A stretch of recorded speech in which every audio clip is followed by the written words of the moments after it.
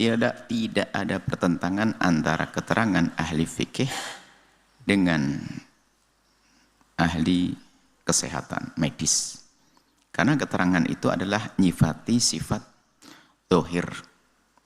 Adapun hukum dikembalikan kepada ahlinya, hukum syariat, fikih. Ini majelis mulia untuk dijelaskan. Di dalam, mohon maaf, alat kehormatan wanita itu, mereka membagi gini gambarannya. Dan di medis pun mengatakan ada bagian paling depan, ada bagian tengah, ada bagian belakang. Kalau bagian paling depan itu adalah gambarannya adalah yang wajib dibasuh saat dia buang air kecil. Dan di wilayah tersebut tentu namanya manusia hidup ada, mohon maaf, ini majelis mulia, ada bebasahan yang memang ada di situ. Seperti mata ini ada basahannya, ini ada basahannya, seperti itu. Adapun bebasahan yang ada di situ adalah suci, dan jika keluar dari yang situ, itu bebasahan dari situ tidak membatalkan wudu. Karena itu termasuk dianggap bagian luar. Sehingga kalau buang air kecil wajib dibasuh di situ. Itu bagian luar itu. Biasanya yang dijangkau oleh perut jemari ini. Kalau di saat mensucikannya. Mohon maaf majelis mulia. Adapun lebih dalam lagi adalah perumpamaan. Bukan harus. Lebih dari itu ke dalam. Ke dalam yaitu wilayah yang mohon maaf majelis mulia. Jika suaminya menggauli wilayah yang bisa dijangkau oleh ini alat suaminya. Di wilayah ini tentu ada namanya orang hidup laki-laki, ada bebasahan di dalamnya. Bebasahan ini ulama berbeda pendapat. Antara dalam mazhab Syafi'i saja kita tidak keluar dari mazhab Syafi'i. Dalam mazhab Syafi'i ada dua yang mengatakan suci, mengatakan Imam Romli atau suci, Ibnu Hajar mengatakan sudah dianggap saja suci. Tapi ini adapun yang di belakang. Ya, kita kan ini perkiraan semuanya. Enggak perlu pakai gimana caranya, ini perkiraan. Nah, kalau di belakang sini adalah jelas ini najis karena dari dalam. Nah, ini yang di tengah ini, kalau misalnya mohon maaf ini majelis mulia ya.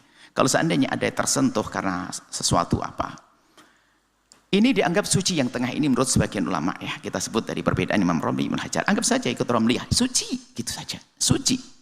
Nah, ini dikatakan suci jika perempuan suci ya, suci dulu. Tapi kalau keluar tetap membatalkan. Dari tengah ini kalau keluar membatalkan wudu. Kalau keluar membatalkan wudu karena yang membatalkan itu adalah keluar sesuatu dari dalam. Ini keluar sudah rumusnya keluar tuh. Nah, kemudian sekarang ditambah. Ini belum sampai mani babnya beda. Jika dibarengi syahwat. Nah, syahwat nanti bukan bebasahan murni di sini, sudah dibarengi dengan syahwat.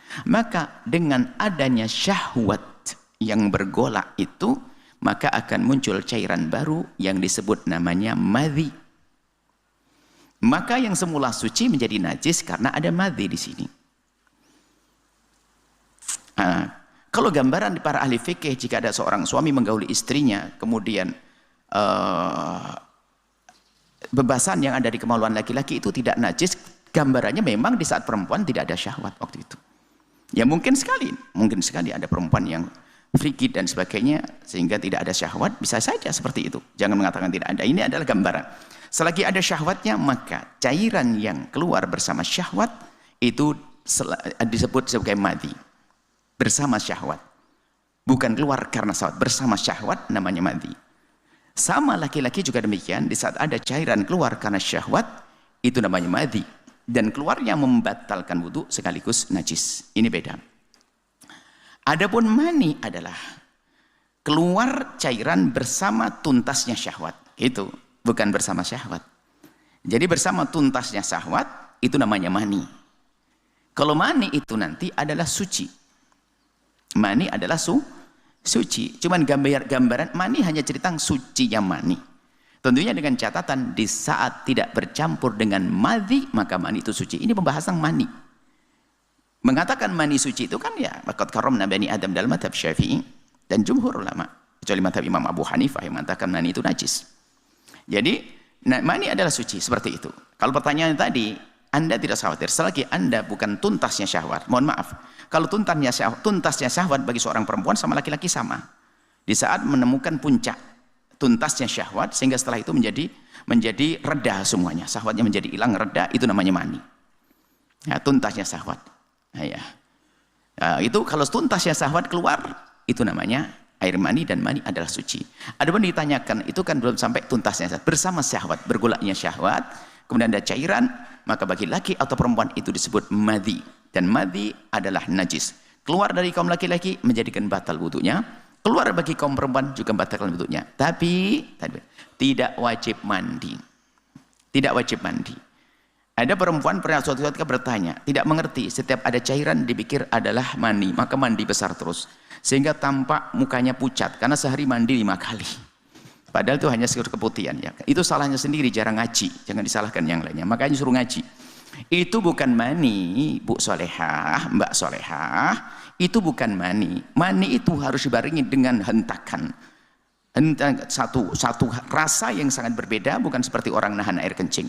Dan ini bisa diceritakan pada orang yang punya pengalaman yang sama. Yang belum nggak perlu diceritakan, sama aja bohong. Ya itu adalah masalah khusus. Kalau hanya sekedar bangkit syahwat, kemudian ada cairan, itu belum disebut mani, tidak usah mandi. Kalau keluar dari wilayah tersebut, dianggap sebagai najis dan disucikan dan wajib wudu kalau mau sholat. Itu saja, supaya tidak terkena was-was. Adapun mani sangat spesial. Disebutkan dalam pembahasan para ulama, mani ada tanda 3. Ya, pertama keluarnya ada hentakan. Hentakan artinya apa? Terputus, terhentinya syahwat. Kalau kaum pria ada hentakan, ma'in dafik. Tapi kan kaum wanita tidak tampak. Kalau kaum pria adalah ma'in dafik, atau bahasanya muncrat atau apa itu, bahasa dafik itu melompat. Itu kaum pria lebih tampak, wanita tidak. Kalau wanita ada hentakan di dalam, yang merasakan wanita itu sendiri. Itu saja. Dan tidak usah hal-hal ini harus diangkat wibawanya majelis, supaya tidak orang membicarakan dengan bahasa merendahkan, apalagi bahasa yang guyonan. Mohon maaf kepada siapapun para asatid untuk menjelaskan sesuatu semacam ini, perlu dijelaskan supaya tidak salah, tapi tolong diangkat wibawanya majelis, jangan dipakai guyonan, pakai naudzubillah, menjadi majelis adalah majelis jorok, majelis porno, majelis yang tidak baik. Cuman harus dijelaskan semacam itu. Itu saja. Semoga Allah memberikan pemahaman yang benar. Wallahu a'lam bishawab. Setelah Anda menyaksikan video ini, jangan lupa berselawat kepada baginda Nabi Muhammad sallallahu alaihi wa alihi wa sahbihi wasallam.